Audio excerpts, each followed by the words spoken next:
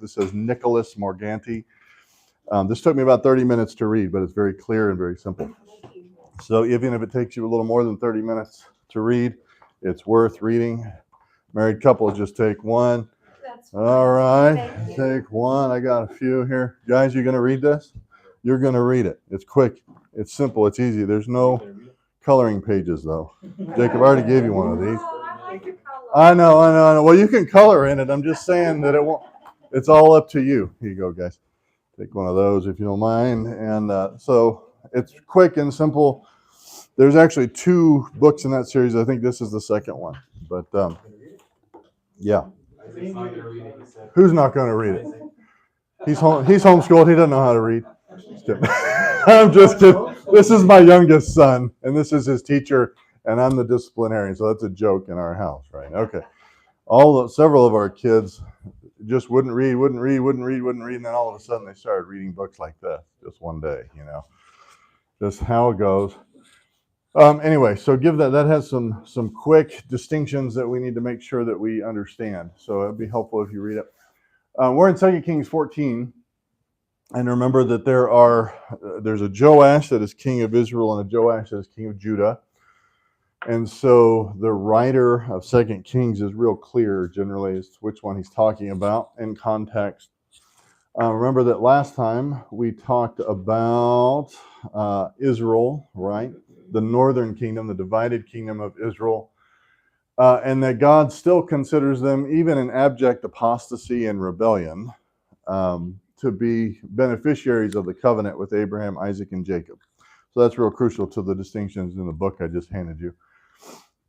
It does not matter.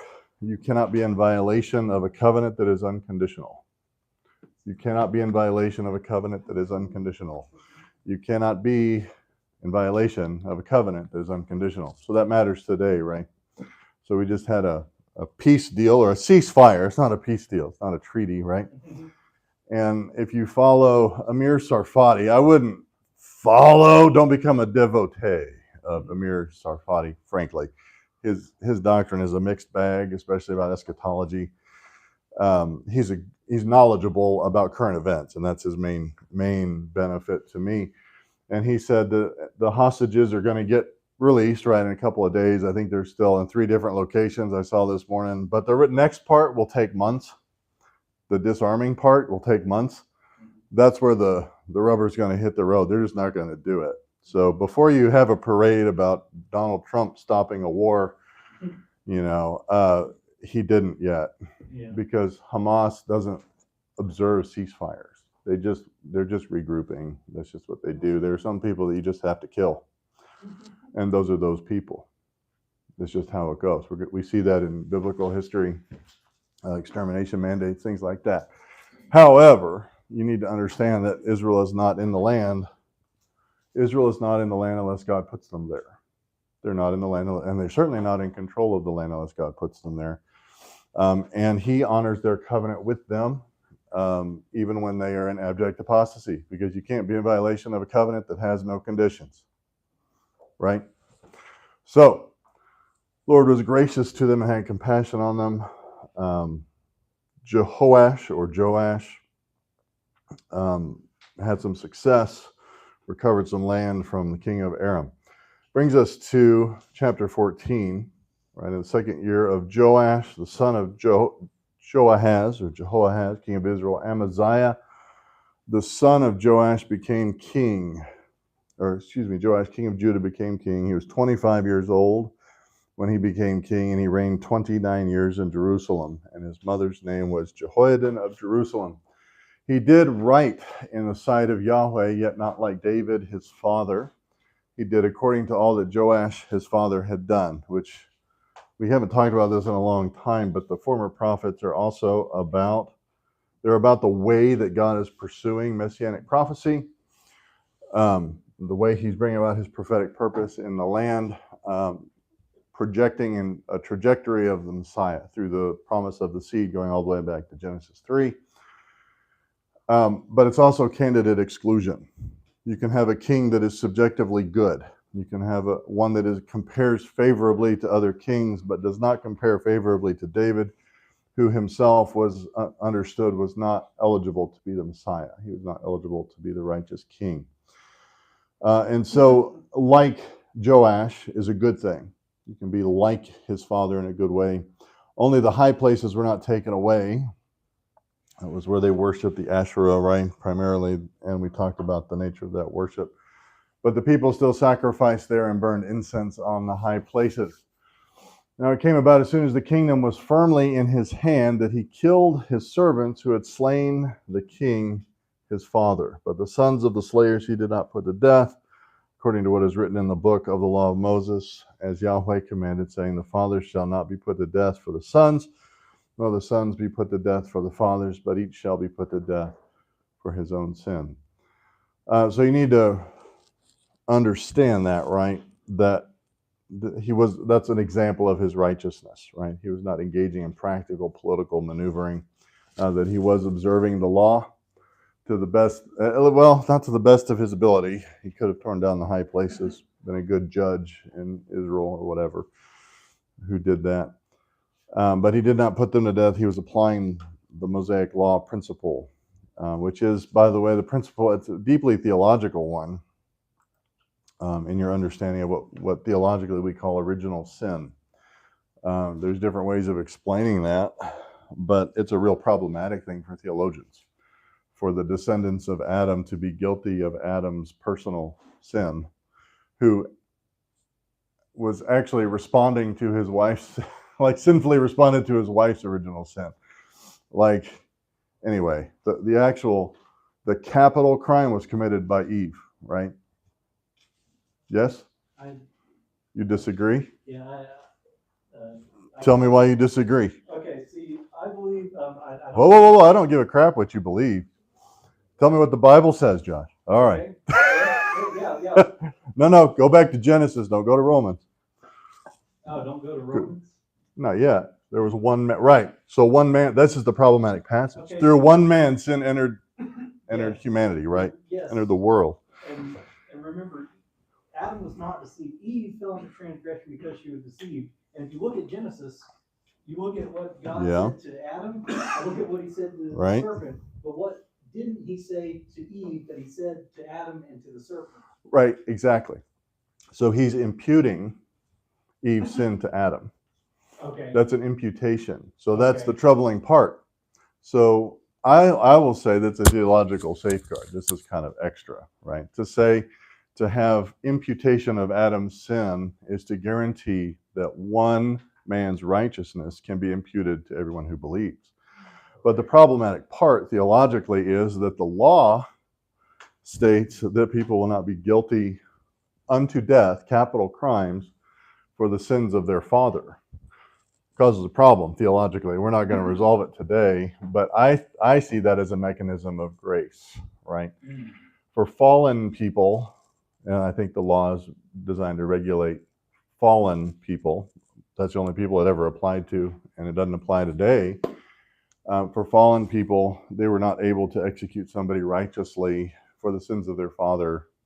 But in this case, it was grace, that all of Adam's sin was imputed to humanity so that all of Jesus' righteousness could be imputed to anyone who believes. But that's not a satisfactory answer for many people. You see what I mean? Yeah, so yes, Romans says that, but that's literally the problematic part for people. How can that not be a violation of the Mosaic law? Well, the answer is Mosaic law had nothing to do with achieving righteousness, and Jesus does, right? So that's my answer for that. Understand that that's not an acceptable answer for many people. That's why you have open theists, you have all sorts of wackos out there. Okay, so anyway, but he was observing the law because he's ruling not in righteousness, he's ruling subjectively, righteously, according to the law, over fallen people that happen to, apostasy. So he didn't kill them. And pragmatically, that would be, as I just said, some people need to be killed or they can't be stopped. Pragmatically, that's how monarchies looked at this type of situation, that you had to eradicate generations from the face of the earth in order to stop this sort of intrigue from going on. Anyway, he killed off Edom in the Valley of Salt and took Selah by war and named it Jothkeel to this day. Then Amaziah sent messengers to Jehoash, the son of Jehoahaz, son of Jehu. Interesting birth certificate there. King of Israel, saying, "Come, let us face each other." He went and beat the Edomites, right? And now he's doing a little chest beating here. This is like, well, North Korea hasn't squawked here recently, have they? But you remember when North Korea was shooting their rockets into the ocean because they couldn't fly? And all the memes floating around the internet with Kim Jong. Is it Kim Jong-un? Is that the current guy? Mm-hmm. Yeah, it looks kind of like a Porky Pig on the TV. And they were, as you know, all the jokes were that he was just stomping on a stomp rocket. Y'all remember the stomp rocket from when you were kids? My kids and I had one where you could shoot the thing and it would go 50 feet and then it go. And that was Kim Jong-un's thing there. Chest beating, right? Everybody, from all reports, North Korea is told that they're the biggest, baddest dudes in the whole world and they don't have internet to show them otherwise. Chest beating sometimes is warranted, right? So what's the difference between Amaziah defeating Edom and Amaziah going and challenging Israel to a knockdown, drag out battle? What's the difference? Yeah, Israel's not even brother. I mean, they're even closer than that. They have the same covenant, don't they? We just covered that, right? God had compassion on Israel because of the covenant he made with Abraham, Isaac, and Jacob, right? He had compassion on them and would not destroy them or cast them out from his presence until now. Until whatever time he's pointing to. But they weren't cast out from his presence, even though they had been in apostasy. They were created by apostasy. They were created simultaneously with the calf cult on both ends of the country, and yet God had not rejected them or laid them aside, even though their apostasy was very clear and tangible. They were going and having lots of cultic relations on the high places and worshiping a golden calf. You remember the first time that happened? Moses came down and he was righteously angry, right? Ground up the gold calf and made them all eat it, drink it. Yeah, that's how God actually views the apostasy. But they're not in violation of a covenant that has no conditions. And they're still a covenant people. So the anointed king of Judah, let me get back to where I was, has every right to drive out Edom from any place that is theirs. They had every right to do that. What he did not have a right to do was to wage war on somebody that had an unconditional right to the land. Did not have a right to go out and threaten violence, even in order to reunify the kingdoms. If that was his intent. That's not what it says necessarily that was his intent, but that he was going to go out and wage war against them. You do not have the right to wage war against somebody in their land who is in possession of an unconditional covenant, even if you're the anointed Davidic king of Judah. You don't. So Jehoash, king of Israel, we'll find that out. I'm giving you the surmisal here, the summary. Jehoash, king of Israel, sent to Amaziah, king of Judah, saying, the thorn bush, which was in Lebanon, sent to the cedar, which was in Lebanon, saying, give your daughter to my son in marriage. But there passed by a wild beast that was in Lebanon and trampled the thorn bush. You have indeed defeated Edom, and your heart has become proud. Enjoy your glory. Stay at home. For why should you provoke trouble so that even you would fall, and Judah with you? Now, he may have some theological problems in that statement, right? But he's hearkening back to, we think, the imagery out of, I think is it Judges 9? Hold on, let me check here. Yeah, Judges 9. You remember that Gideon, who's called Jerubbaal, right? Jerubbaal, which is oddly my son Gideon's Twitter handle, X handle, is Jerubbaal. Anyway, I didn't realize that till a little bit ago. I mean, he had 70 sons, and they were ruling over them, and I think it was the men of Shechem, slaughtered them all to make Abimelech their king, who was actually, he a half sibling? He was the son of his slave girl. Right, the concubine or whatever. Yeah, he wasn't included in the 70 sons of Gideon. And so then they make Abimelech the king, and it's Jotham, who was one of the sons of Gideon, who says, this is not going to end well. You have acted treacherously. You have acted treacherously against my father by slaughtering all of my brothers. And then he's forced to flee. He gives a prophecy that this is going to go bad. You make Abimelech your king. This treachery will not stand. And Abimelech is slaughtered in his own house by the treacherous men of Shechem, because treacherous men are treacherous, right? They killed 70 people on the same stone in order to make him king. Those people who are willing to do that will kill anybody if it's inconvenient to keep them around. So Jehoash is kind of hearkening back to that imagery, I think. A lot of people think that. Basically saying, listen, man, that's not going to go the way you think it's going to go, which I have literally said to people that get in my face occasionally. This is not going to go the way you think it's going to go, young man. That's not how it's going to be. And it's not. That's not how it's going to be. This is treacherous. This is dangerous. You have defeated Edom. Good for you. But your issue now is you've become prideful and you think you're something that you're not. Who divided the kingdoms? I think we can say that God did that. He did that on the basis of their apostasy. Who is going to unify the kingdoms? We have talked about this at some length. That this is actually one of the functions of the exile. So how many kingdoms go into exile? You know the history. 2 kingdoms go into exile. The northern kingdom goes first. Southern kingdom goes later. When they come back into the land, when they're sent back into the land, how many nations are there? 1 nation. So God is preserving the nation through the exile. We need to view that as one of God's mechanisms for preserving Israel. The dispersion is both a judgment and a preservation. That is what has happened all the way back when the Jacob's family goes into Egypt, right? They take 70 or 75, depending on which record you read, 70 or 75 people down into Egypt, and they come out a nation. But they were taken out of the land to build the people, to build the nation, to build the population, so that they could be prepared to take it from the people that were holding it. That's a dynamic that God uses regularly throughout their history. He's going to use it again here in the exile and bring them back into a land as a unified nation. But it is not the job of anyone to simply attempt to do so or to overtake Israel, because Israel, the northern kingdom, in apostasy, ruled by a non-Davidic king, is still in possession of the Abrahamic covenant.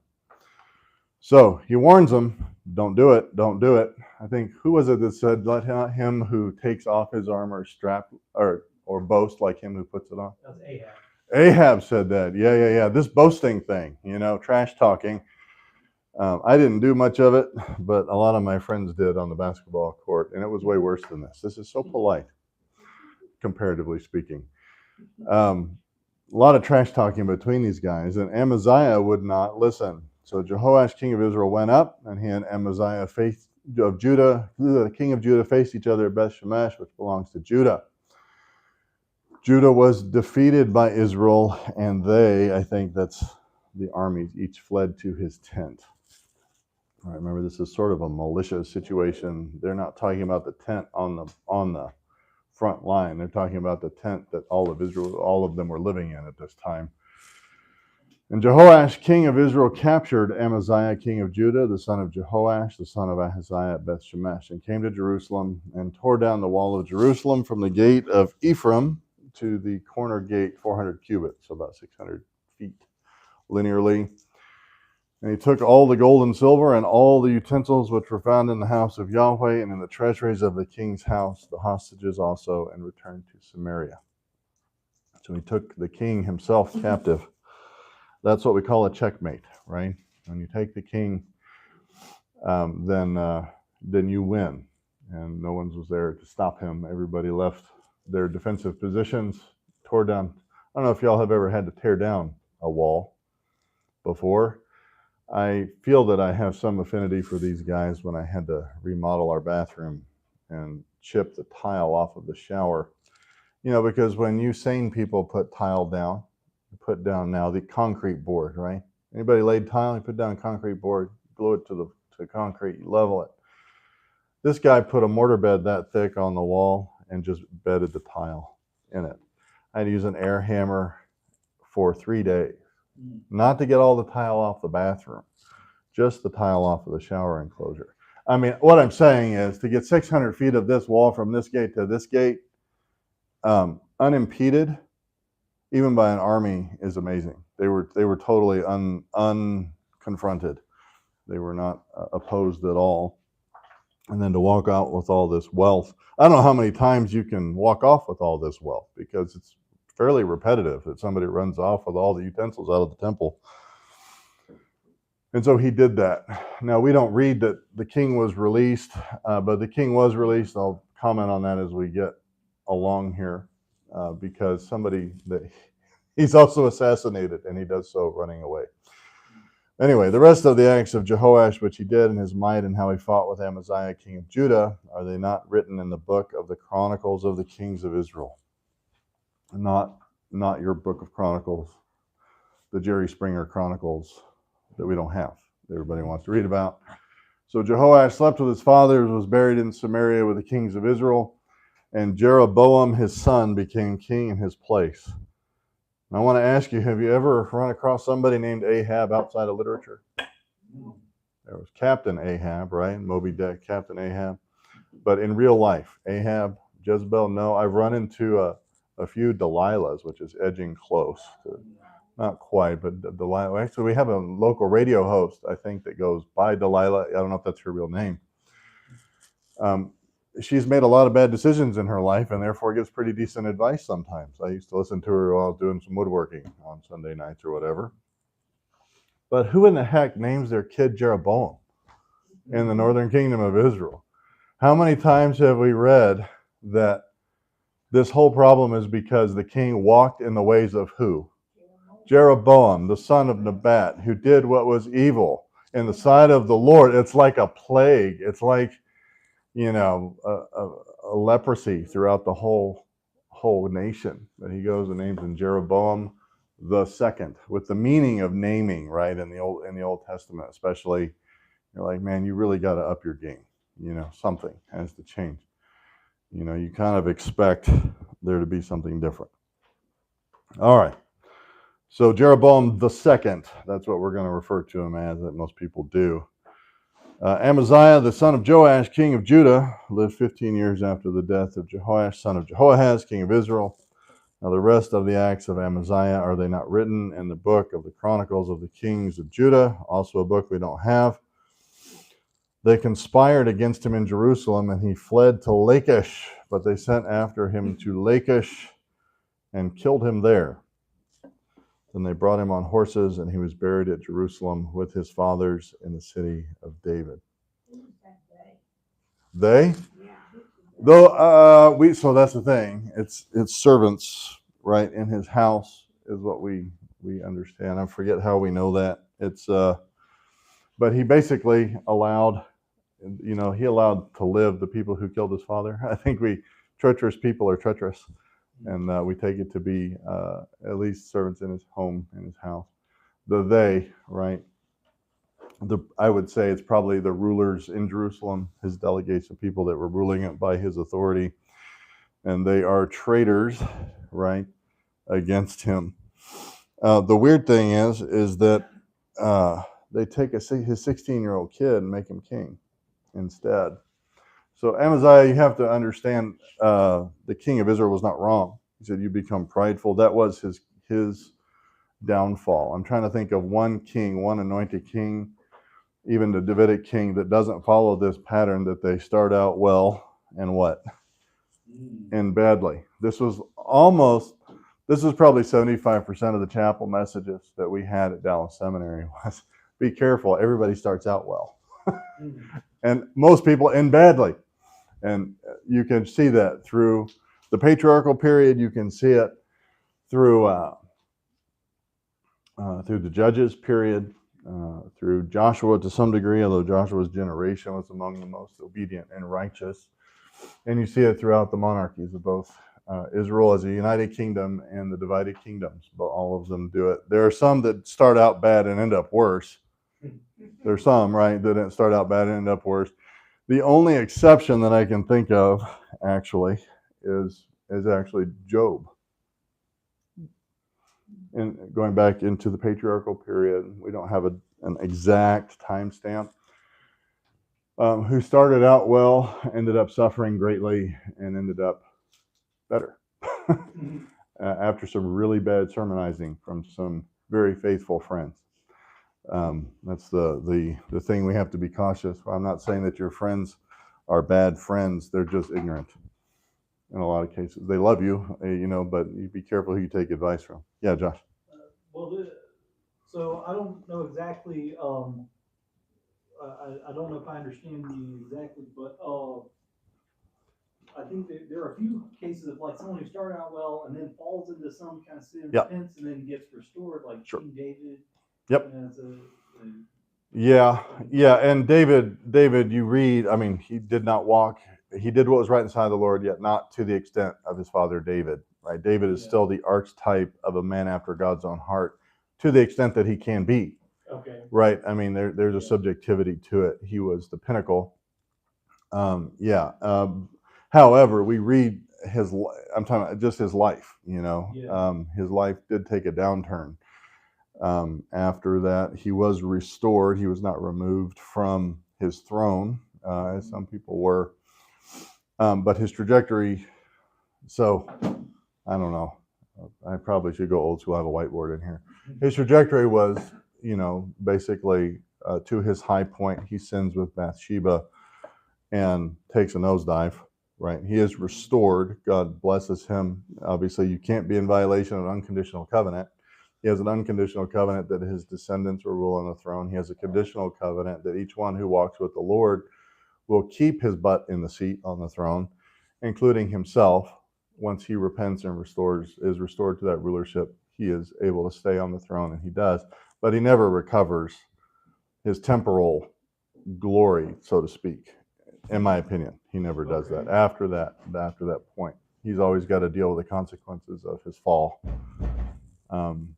Basically, going all the way back to Genesis 3, we see that, right? That God covers their sin, but they're never restored back to the garden. In fact, that's grace again. Everybody talks about that. It's horrible, but God gives a reason for it. If they come in and eat the tree of life, they're going to live forever in this condition. Can't do that. So Job was the only one who was restored, and even had more stuff at the end. It ended. And of course, he's the one guy that you can look at and say he didn't do jack to deserve that. He didn't do anything. Yeah. That's the most disconcerting part of that story, is that he didn't deserve that at all.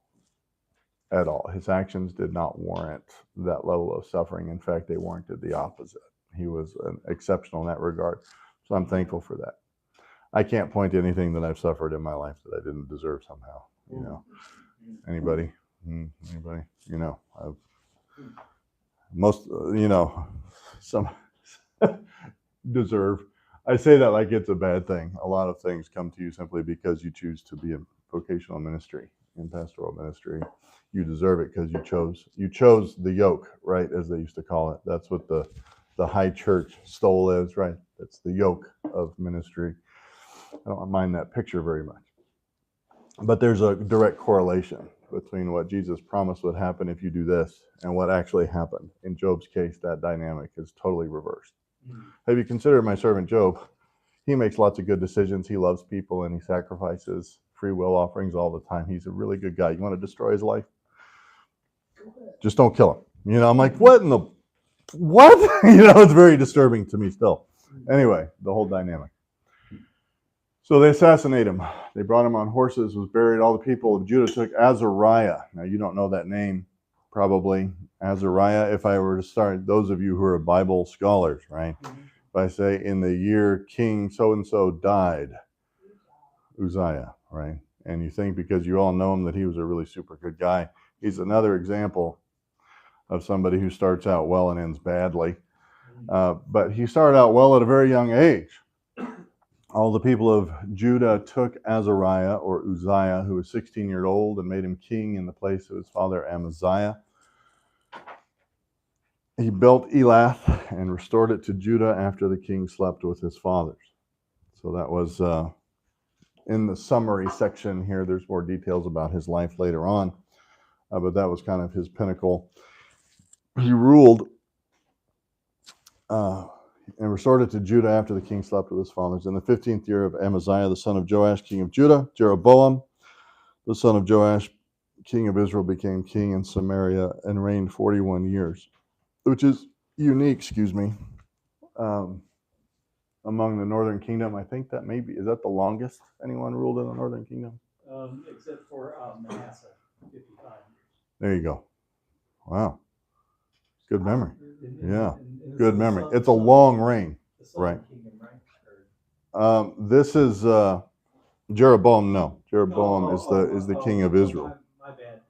Manasseh was in the southern kingdom. Oh, that's right. Yep. Okay, you're right. I think you're probably right.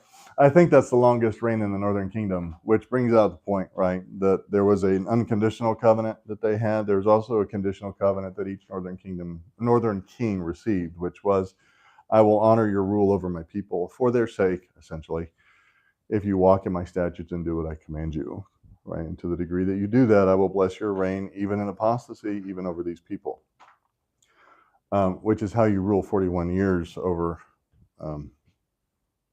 this kind of kingdom. But he did evil in the sight of the Lord. He did not depart from all the sins of Jeroboam, the son of Nebat, which he made Israel sin. But here's where he was faithful, right? And I want to make this point. He did not get rid of all of the golden calves, which is what it means when he did not depart from all the sins of Jeroboam, the son of Nebat. He restored the border of Israel from the entrance of Hamath as far as the sea of the Arabah, according to the word of Yahweh, the God of Israel, which he spoke through his servant Jonah, the son of Amittai, the prophet, who was of Gath-Hepher, or Gath-Hepher, as you could almost say. Jonah was not the only one that predicted that there would be a restoration of the borders. I think it was it Amos and Hosea did the same thing. They kind of proclaimed that these borders would be reestablished in their day, or in a day to come, and that was the expansionist policies were honored by God, even by a king that did what was evil in the sight of Yahweh. So what is he honored for? He's evil. I had somebody tell me today that the current leader, or not today, a couple weeks ago, that the current leadership of the nation of Israel is evil. That may be. I don't care. Because this guy was evil. He was an evil king over a northern kingdom of Israel that was in abject apostasy and remained that way until they were taken into exile. And yet, he's honored by fulfilling this prophecy of expansionistic. You can imagine, right, what they were complaining about here, expanding the borders back to their prophesied extent. And God, it's explicit that that's what's happening here, right? For Yahweh saw the affliction of Israel, which was very bitter, for there was neither bond nor free, nor was there any helper for Israel. Yahweh does this for the sake of the people, not because the king is nice. He expands the borders, right? He saw the affliction of Israel. There was neither bond nor free. That's not a positive statement, right? When Paul says something, there's neither male nor female, bond free, what does he say, Scythian or whatever. Mm-hmm.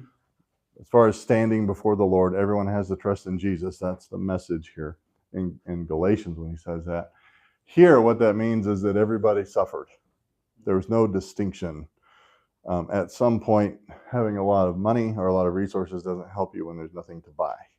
And that's the statement here. There's no bond nor free, nor was there any Eitzer for Israel. Same word that is used to describe the creation of women, by the way. So people look at me funny sometimes when I do a wedding, and I talk about the nature of Eitzer, right? Eitzer is somebody who is necessary for deliverance in your life, right? And that is what God uses to describe the position of Eve as helper. So this is Eitzer. God uses that for Eitzer. He uses that for some of the judges. He uses Eitzer for that. And that's that word helper. And the Lord did not say that he would blot out the name of Israel from under heaven, but he saved them by the hand of Jeroboam, the son of Joash. Isn't that a unique phrasing? He did evil. He walked in the ways of Jeroboam. Jeroboam, the son of Nebat. Everybody was bad. They did horrible things. They were bad and awful and disgusting and horrible. And yet a man by the same name was the one who saved them by expanding their borders and driving out their oppressors from that area. Right? And that's what God honored. And he was preserving them even in their apostasy. Right? So I know you may be getting tired of that broken record. I want you to understand that the broken record is the Bible about God's faithfulness to Israel. There are no exceptions that are being brought up in the current day that are applicable. There are zero. You can't say that genetically they're not purely Jewish and therefore they don't have the covenant, because that's a load of crap. Because who are the Samaritans? Who are the Samaritans? What does Jesus say about his ministry? Let's start there. What does Jesus say about his ministry? When Gentiles come to him, he says, I was sent only to the lost sheep of the house of Israel. And yet John 4, where does he go? To Samaria. Specifically speaks to a woman who is a Samaritan and corrects her misunderstanding, her apostatic, which is a word. Apostatic means characterized by apostasy.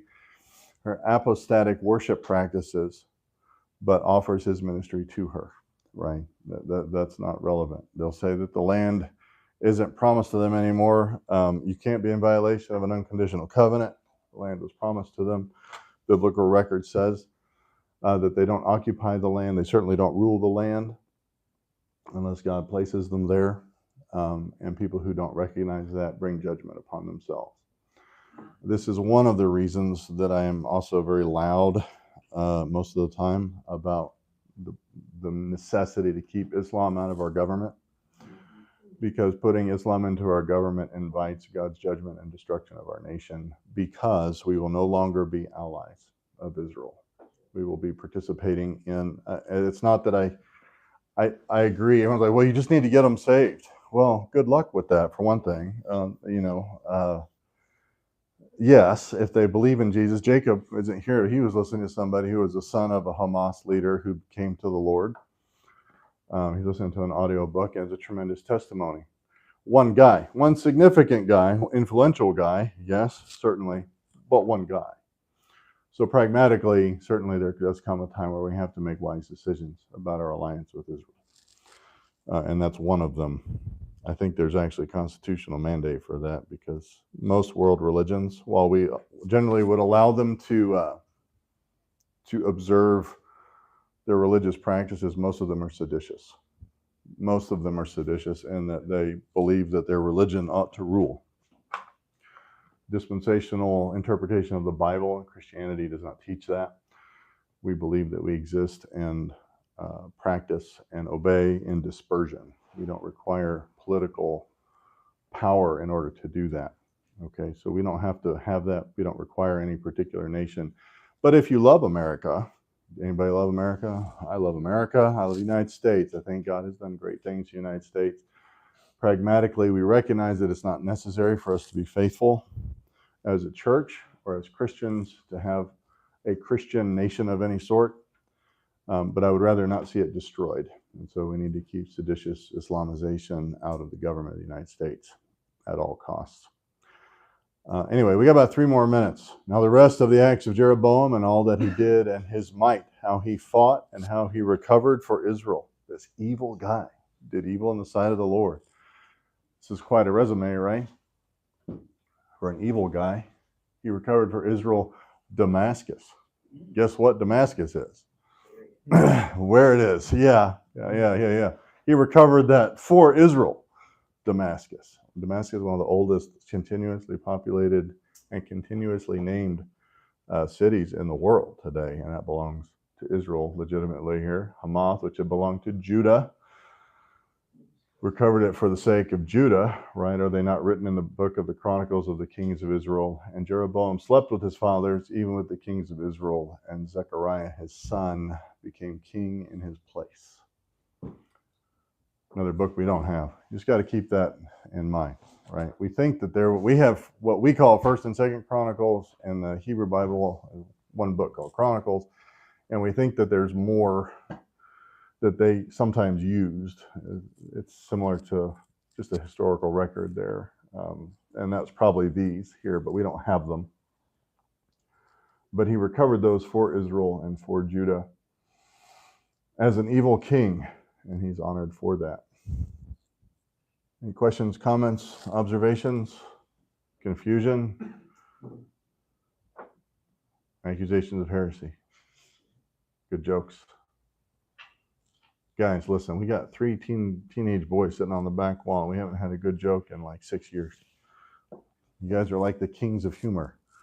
Now, Jeremiah's thinking of one, but it's inappropriate, I guess. I won't say it. No, it's okay. It's okay. All right. No questions, no comments. Give that little book a read. It will at least point you in some directions biblically if you want to do further study. But it is very clear, right, about the dangers. At the very beginning, the dangers of mistaken identity, what it does and what it doesn't do and what it can cause, right? Mistaking Israel and the church, for one thing, is what they're getting at. All right? All right, let's pray. Father, we thank you for this day. We do thank you for your word, and we thank you for its application, specifically and poignantly to today, Father, as to who we will continue to ally with in this world, who we will